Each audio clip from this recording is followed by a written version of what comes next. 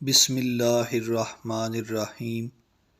شروع اللہ کے نام سے جو بڑا مہربان نہایت رحم کرنے والا ہے۔ ایک سمجھدار عورت نے اپنی بیٹی کو رخصت کرتے وقت کچھ مفید نصیحتیں کیں جو ہر رخصت ہونے والی بیٹی کے نئے گھر کو امن کا گہوارہ بنا سکتی ہیں۔ اے بیٹی، تو ایک دوست ماحول اور وطن سے دور اجنبی ماحول میں جا رہی ہے جسے تو جانتی نہیں۔ ایک ایسی ساتھی کے ہاں تجھے جانا ہے جس کے ساتھ تو مانوس نہیں۔ میری چند باتیں یاد رکھنا۔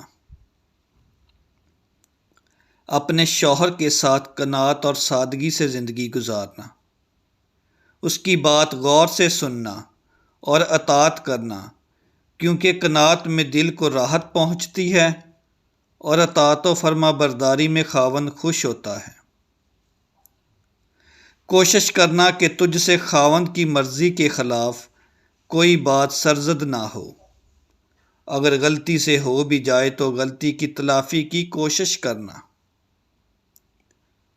خوب بناؤ سنگار کرنا، مگر صرف اپنے خاوند کے لیے۔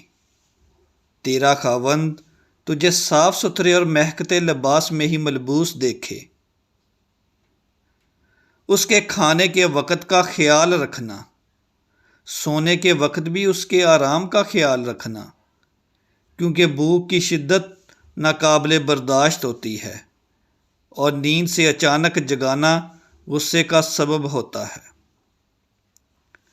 ہمیشہ اس کے مال کی حفاظت کرنا، یعنی اس کو اپنا مال سمجھنا اور اسے صحیح جگہ خرچ کرنا، فضول خرچی سے بچتے رہنا۔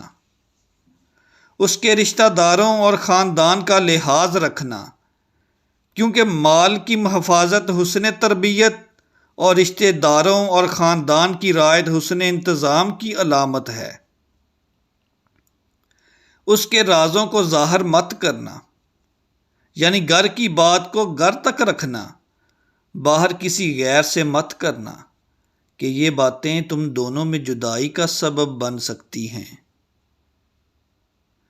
اس کے حکم کی نافرمانی نہ کرنا، اگر نافرمانی کی تو اس کے غصے کو بھڑکا دے گی اور یہ چیز تیرے لیے انتہائی نقصان کا باعث ہو سکتی ہے۔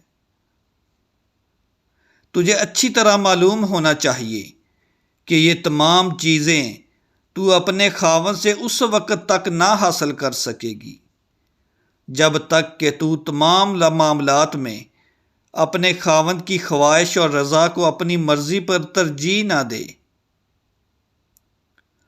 اس گھر کو اپنا گھر سمجھنا، اس کے ماں باپ کو اپنے ماں باپ سمجھنا، تاکہ تیری اجنبیت جلد از جلد مانوسیت میں بدل جائے جو تیرے وہاں رہ سکنے کے لیے لازمی ہے۔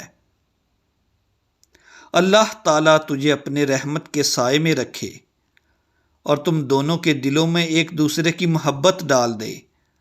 اللہ تعالیٰ ہر بیٹی کے نصیب کو اچھا کرے۔ آمین۔